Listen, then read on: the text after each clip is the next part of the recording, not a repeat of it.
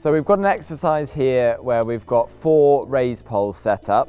We've got the raised blocks on the outside so that it helps with the horse's balance, bringing it to the inside.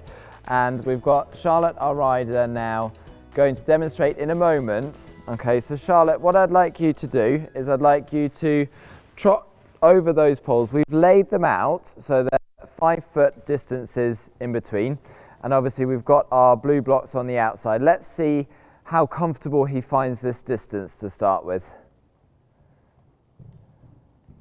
Oh, well, that's pretty good. That works perfectly for him.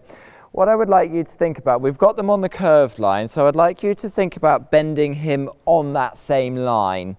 So you're really aware of his body from his ears, through his neck, through his back and his tail, that the whole body is bending on the same line that you're riding. So the rhythm, the balance, bend. What we're looking for there is height in the step, bigger, more elastic trot. He's showing fantastically his natural athleticism and also his ability. You've just got to be able to teach him piaffe and passage, Charlotte. That's super, but it shows what he is able and capable of doing.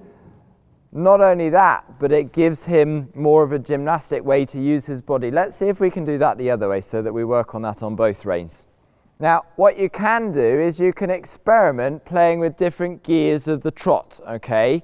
So obviously the poles are set at the moment at that specific distance, but try going to the inside of the pole slightly and slowing the trot just a fraction, just to see if we can get a little bit more elasticity and height. Good. Come around once again, same thing. So you can make the inside of the poles a shorter gap and the outside of the poles a wider gap so that you can go on different speeds. Yes, lovely. Now go to the outside of the poles.